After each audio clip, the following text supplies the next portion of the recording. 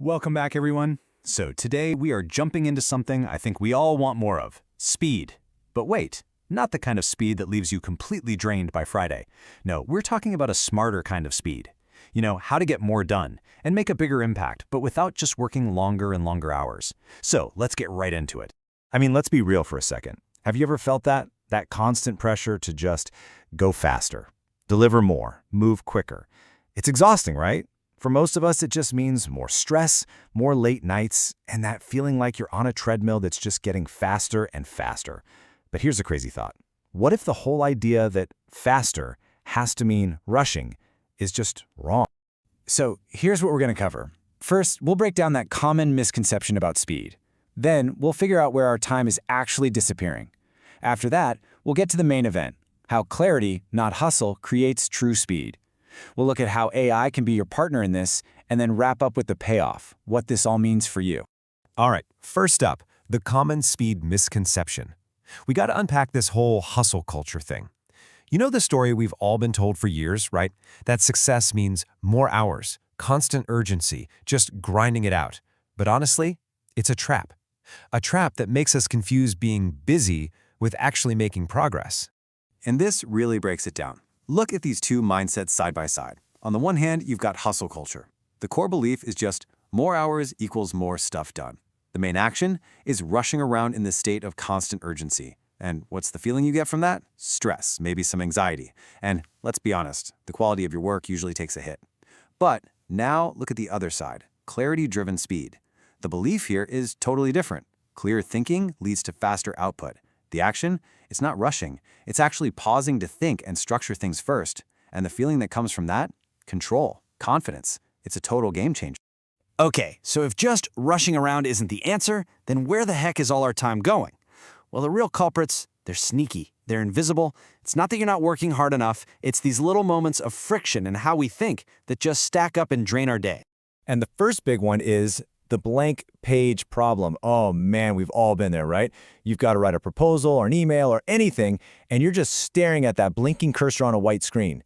The amount of mental energy it takes just to come up with the basic structure, the headings, the flow, it's huge. That initial hurdle is probably one of the biggest time wasters out there, and we totally underestimate it. Then there's what I like to call the rethinking loop. This is when you know you've solved a problem like this before, but you just start from scratch anyway. You're building a project plan you've basically built before, or outlining a presentation that's similar to the last one. You're just reinventing the wheel over and over and over again instead of using what you already know. And number 3, the constant context switch. You know the drill. You're writing a report, then bing, you jump to an email, then someone asks you a question about a completely different project. Every single time you do that, your brain has to completely reboot and refocus. It's like paying a little mental tax every time you switch gears. It just shatters your focus and makes it impossible to really get in the zone on anything important. So let's just sum it up. These are the real enemies of speed. It has nothing to do with how fast you can type. It's that blank page staring back at you. It's resolving the same problems again and again. It's that searching for a structure when you're already under pressure. And it's the non-stop context switching all day long. That is what's eating up your time and energy. So that brings us to the big idea here. If those are the real problems, the solution isn't to just try harder. The solution is clarity. This is the big shift in thinking. We have to stop trying to muscle through the friction and start figuring out how to get rid of it altogether. And there's actually a name for this enemy. It's called cognitive friction. Think of it like this. It's that feeling of resistance in your brain when you're trying to figure out a complex idea. It's that hesitation you feel right before you start a big task. It's all the effort it takes just to decide what to do next. That's cognitive friction, and it's what makes work feel like wading through mud. And this quote just nails it. True speed comes from clarity, not haste. Just let that sink in for a second. When you know exactly what you need to do, when you have a clear path, a structure, a starting point, the doing part becomes so much easier, right? It's almost automatic. You're not fighting against the fog anymore. You're just walking down a clear road. That is real speed. So the big question is, how do we get that clarity, like, all the time? Well, this is where AI comes in. And we have to stop thinking of AI as just a tool for doing simple tasks. We need to start seeing it as a thinking partner, a partner whose entire job is to just get rid of that cognitive friction we were talking about. I mean, just look at how perfectly AI tackles those problems we just laid out. That blank page problem? Gone. AI can give you a first draft in like 10 seconds. That rethinking loop, broken. You could ask it for a framework or a template for anything, and you'll never have to start from zero again. It just wipes out all that time you'd normally spend just structuring your thoughts. Basically, it's the ultimate get unstuck button. So what does this actually look like in your day-to-day? It's a really simple 3-step process. Step 1, that's all you. You define the task, you set the goal. What is it we're trying to do here? Then, step 2, you hand off the grunt work to AI. You give it a prompt like, hey, create an outline for my Q3 results presentation, or draft a project plan for this launch. And then, step 3, this is where the magic happens. You take what the AI gave you, and you add your expertise, your insight, your creativity. You're not the one laying the bricks anymore. You're the architect, putting on the finishing touches. Okay, so we shifted our thinking, we've updated our workflow, so what? What's the actual payoff here? Well, let's get into that, because it's huge. It impacts you both at work and outside of it. This chart really says it all. That big bar on the left, that's how much time and energy we normally pour into just getting a first draft done.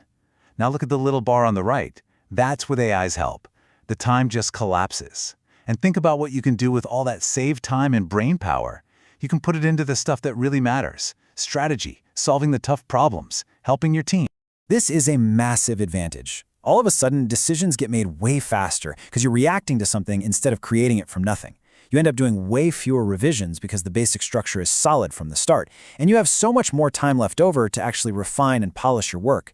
The crazy part is your output gets better, but it doesn't even feel like you're working harder.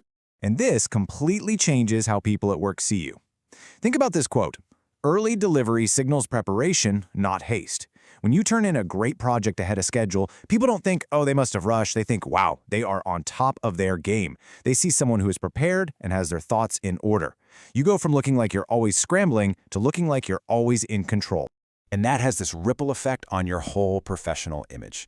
Your calm execution builds trust. Your boss trusts you, your teammates trust you. People start coming to you for help when things get messy because you're the person who brings clarity. And your visibility just grows, not because you're tooting your own horn, but because you're just that good and that reliable.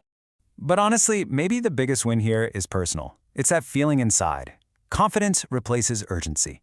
That little voice in the back of your head that's always saying you're behind, it starts to get quieter. Instead, you feel this real confidence because you have a process, a system that you know works. You feel like you can take on anything, and that gives you an incredible sense of control. And that's really what we're aiming for here, sustainable performance.